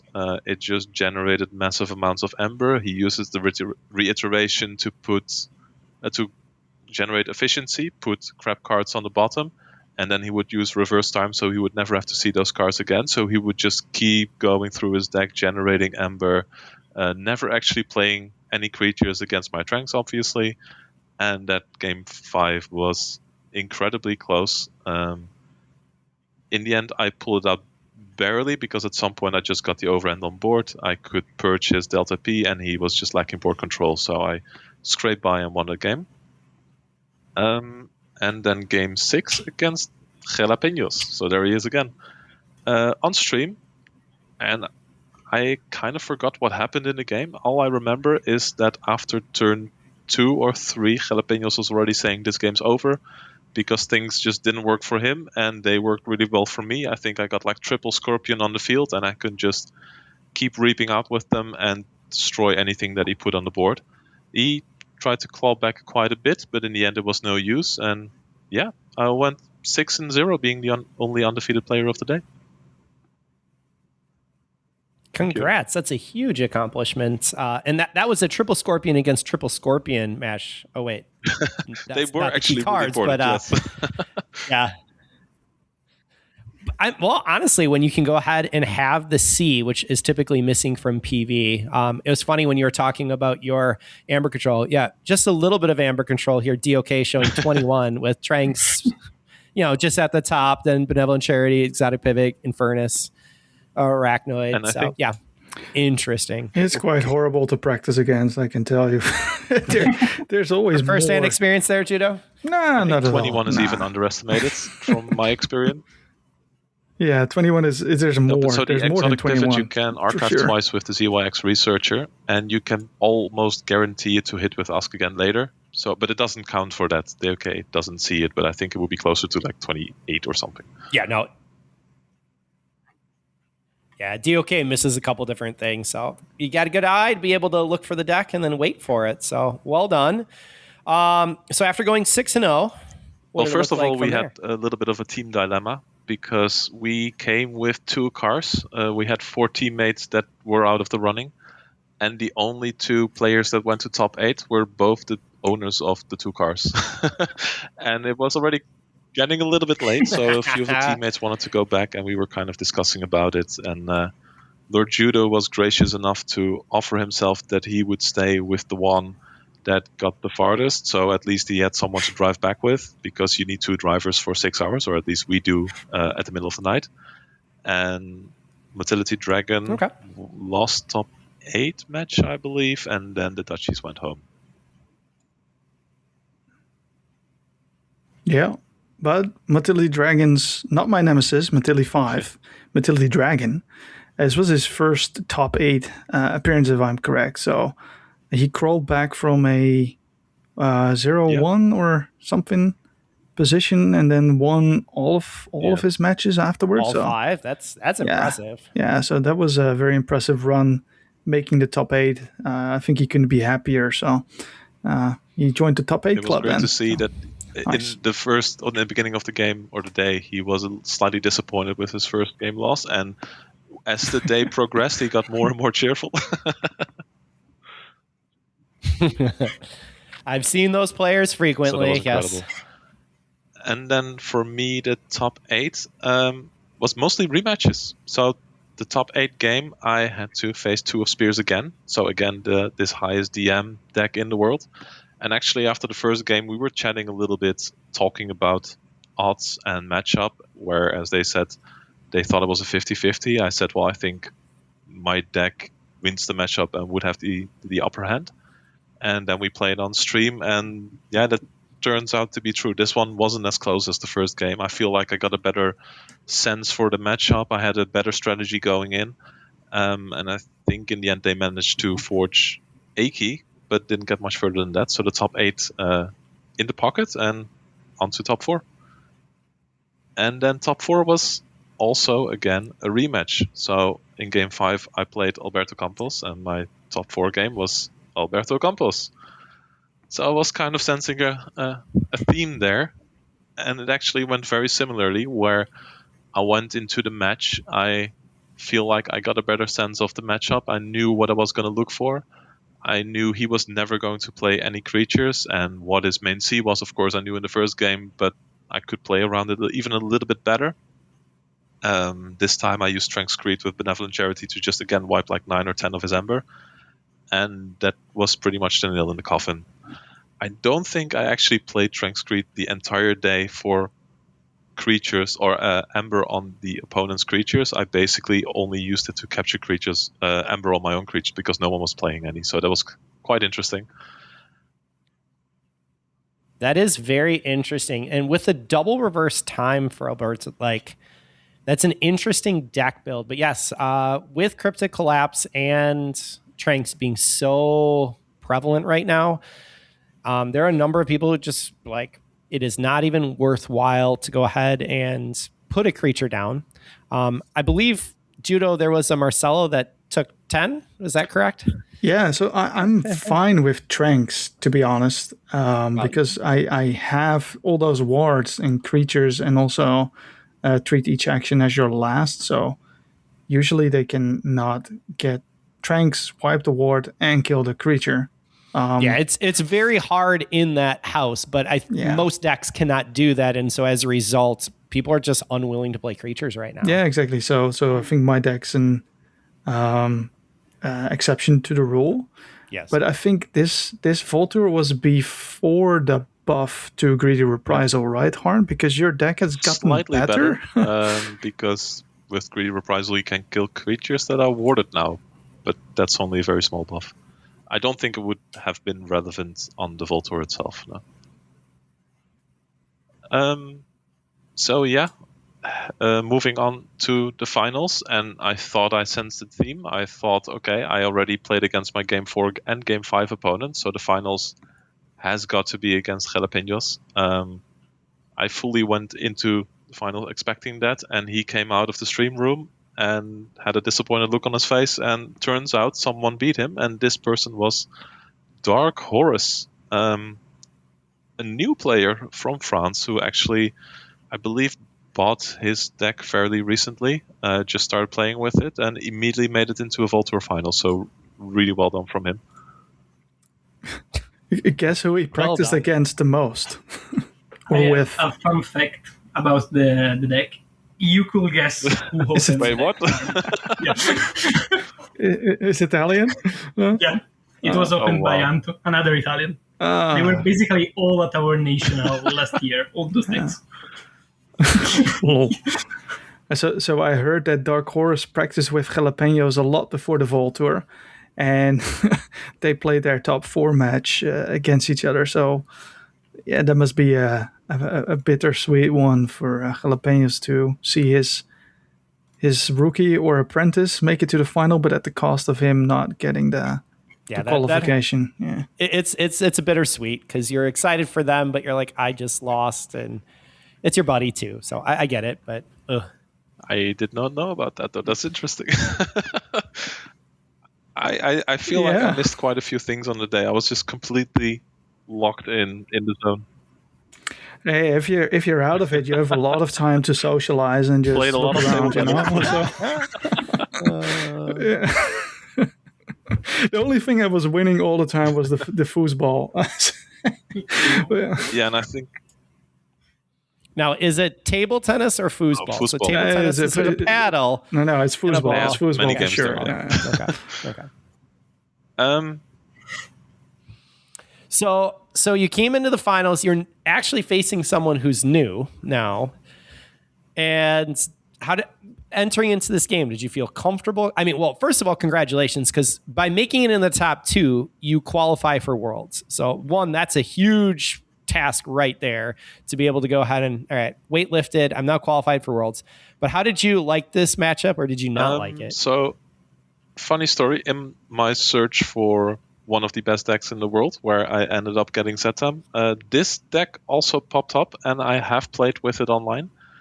And all I remember from this deck is that it just didn't work for me. It didn't click well. If you don't get a board, then you don't get very far.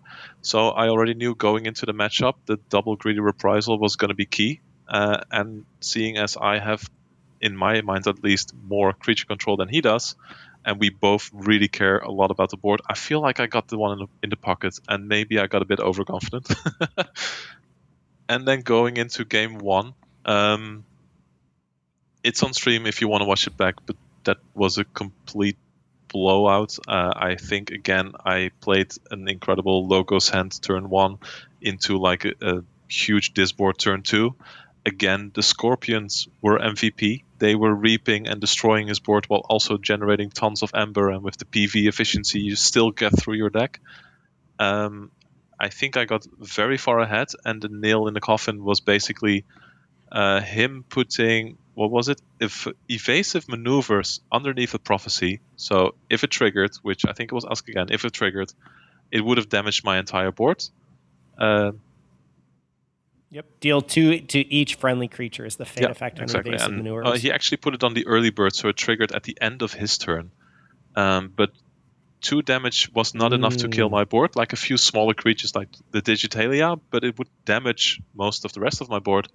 And I actually had a Teal'ner under Ask Again Later, which triggered, which basically means that it healed my entire board. It fully healed each creature, and your opponent gains 1 Ember for each creature healed this way. I think that one generated me 8 Ember or so.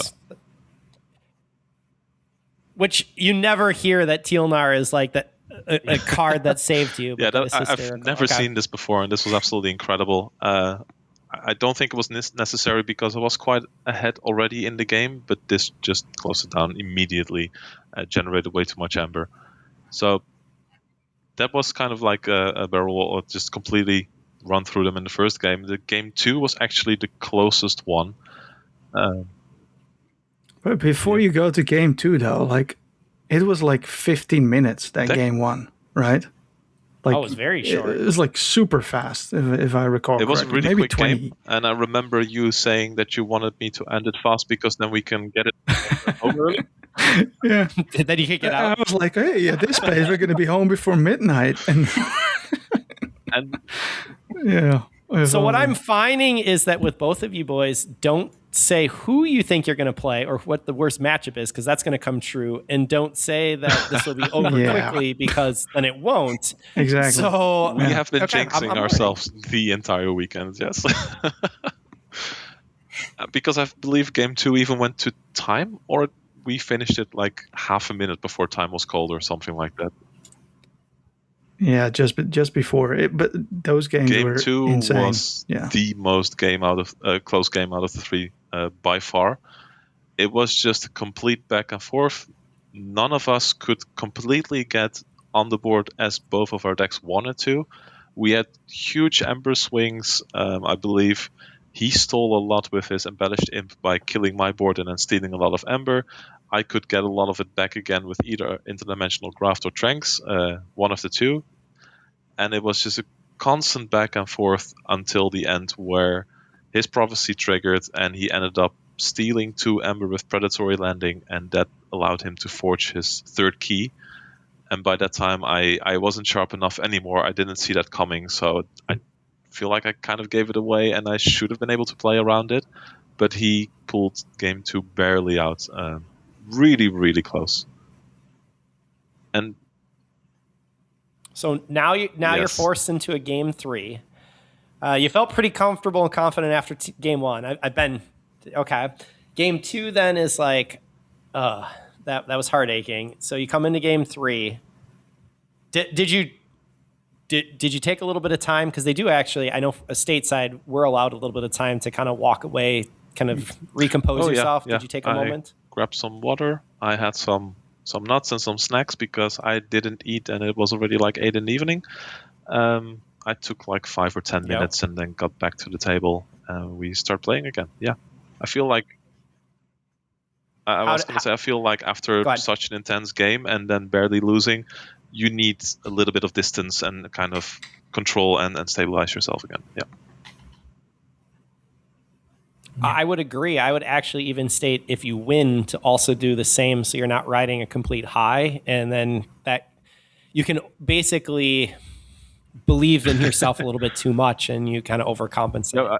So I recommend that to anyone. And it's a long day when you've been playing, and then it's top 8 game, top 4 game, and you're excited. You made worlds, but you also want that final, like, I want to take down this vault. Memory starts to go ahead and fade just slightly. Decision making I could tell I was starting to make mistakes in game 2.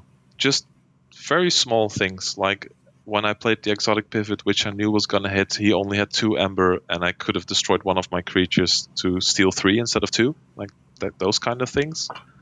And I feel like that's why I lost game 2. Yep. Even though I completely agree with what you say. Like after game 1, I also took a breather. I took like 5 to 10 minutes again, walked around, chit-chatted a little bit, still being very confident when I came back to the table. And yeah, you just need that time. You need to step away from the game for a bit, because else it's too much. And game 3. So you've now entered game 3. In game 3, it's basically games 1 and 2 are gone. This is a best of 1 here. How did you open up? You get to pick the starting player, and I feel like with PV you always want to be the starting player. So with that, I feel like I got a super minuscule but still a small advantage, where you're allowed for the mulligan, you get to put a prophecy immediately underneath, you get to play a card. So I feel like usually you want that first player. I drew my 7 cards, and let's just say they weren't good, which is fine. Instant mulligan, I put them away, I redrew my cards. And I don't remember my exact hand, but all I remembered was after turn 2 or 3, I was stuck in my hand with Greedy Reprisal, Tranks, and Harmonic Ritual, where you don't want to throw away those cards for 0 value, even though sometimes you try, but that allows your opponent to just completely get on board and they don't have to hold back at all, which he didn't do. That was quite surprising. Like in none of the games he held back, he just fully went for it. And then at the time where I actually needed the Greedy Reprisal, he played Try Hard and he discarded out of my hand. So the rest of the goal for the game, I was thinking, I'm so much behind on board because he immediately put down a lot of creatures. I need to get to that second Greedy Reprisal. So I optimized for efficiency. I went through my deck completely. And at some point, he was already very far ahead, but I got the Tranks and Greed Reprisal again.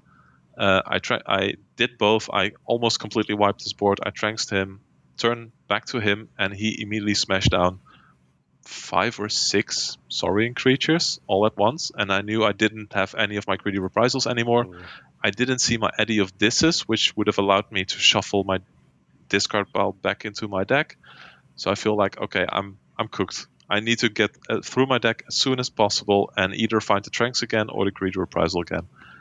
I held on for longer than I thought I would. It was still quite an intense and long game, but it was really hard to get back in that, and it felt like a complete reversal from game 1 where he completely steamrolled me. So it happens. That's also KeyForge. I'm still very proud of getting a second place, and huge congrats to Dark Horus for taking it all down.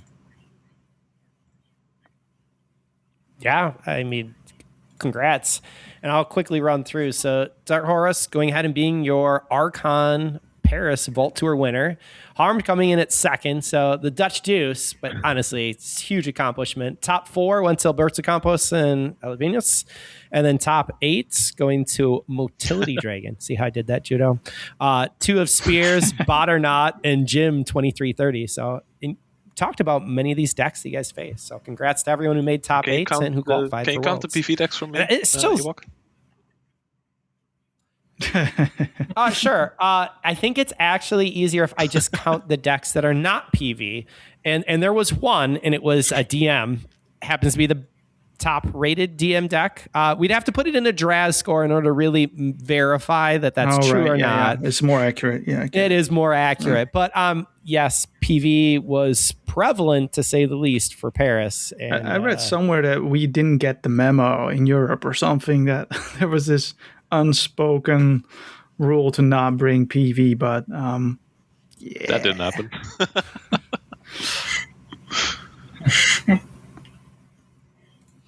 I mean, it would be better if everyone did, but it's not going to happen. So, yeah. Some people want to win, and we'll continue to keep playing for it. We want to win? Nah, it's just there to have fun, We are there to have fun, but winning is also an important part. Yeah. So you finished. Did you... Let's see. Let's start. Zuzuti, did you end up going ahead and leaving earlier, make it home in a reasonable time? No. No. Well, because it was it was essentially 2 days for you to get there. Did you have to take another 2 days to get back? Yeah, absolutely. Yep. Yeah. I had to wait for the next day to actually get back to Turin. Then I had to take the train to get there, and then I had to get back home with the car, which is another 8 hours. 8 hours by yourself? Yeah. Oh my god! Did you at least get a chance to celebrate your sealed win while you were waiting the next day? Yeah. The final day of Archon, after the whole thing was finished, we decided to go and eat a steak. So It was fun. Yeah. Delicious. And Judo, did you make it home in a reasonable time? I mean, you were such a good friend that you waited for Harmed, who made it all the way to the final. So the longest he could get, he went to almost time, is what I heard, just a few seconds off. And then he deuced it, so he didn't even come away with the Vault Warrior winning. I know I'm teasing him, but he already has his Vault Warrior status, so he can handle it. I know Harmed had his eyes set on Archon, so I was actually almost more rooting for him to get to the finals than myself, because I know how much he practiced and put the work in. So I was happy for that. The consequences was that we arrived at 2:30 or so, even dropped me at home. So that was nice. A 20-minute Dewey tour. If he put on the maybe half an hour in the end. Sure. It was late. I was tired. Yeah. Did we say earlier that memory and thought processes were slightly skewed? Yeah, sure. Yeah. So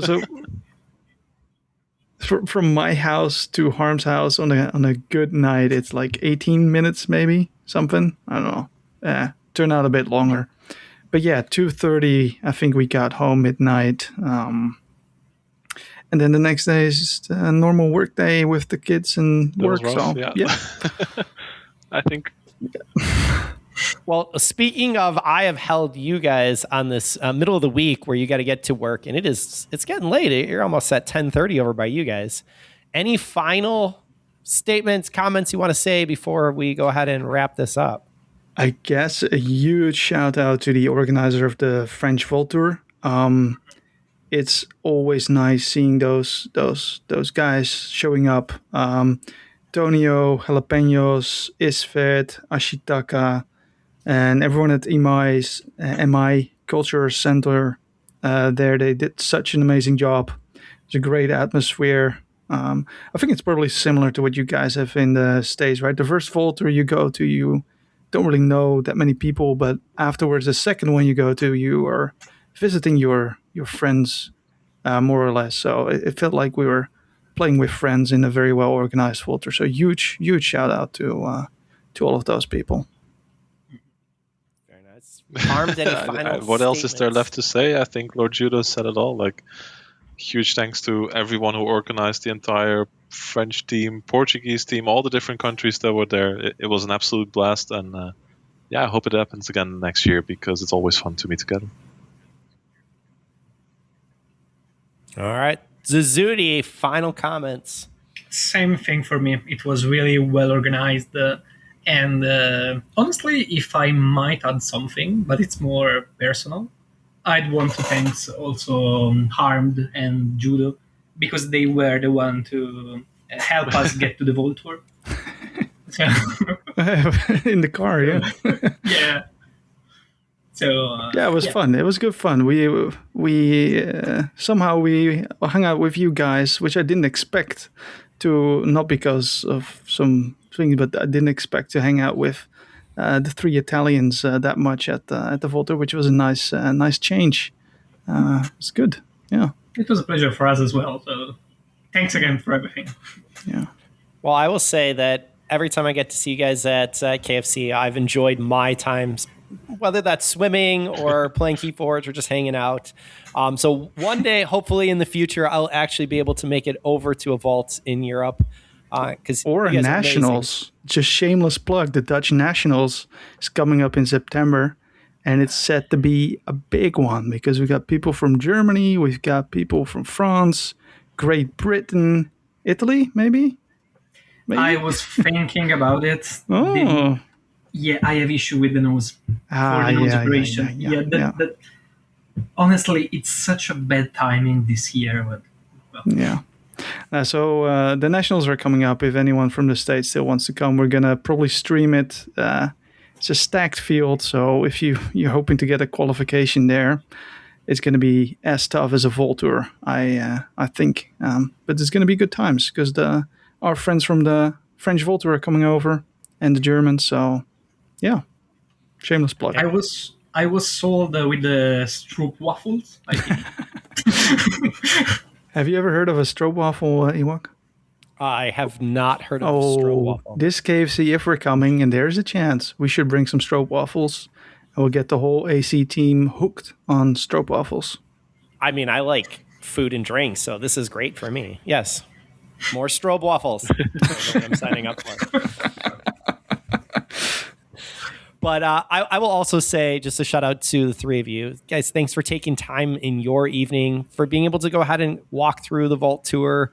We don't oftentimes get a chance to be able to count what's happening internationally. So I appreciate you taking time and being able to talk about it. And congrats. Whether you went ahead and did your best, whether you qualified or you became Vault Warrior or anything in between, you guys are amazing. So I really did appreciate it. But I should probably let you guys get to sleep now. Cheers. So with that, good night, everyone. That's your final. May the Forge be with you. Good night, everyone. Bye-bye. Cause it just gets louder.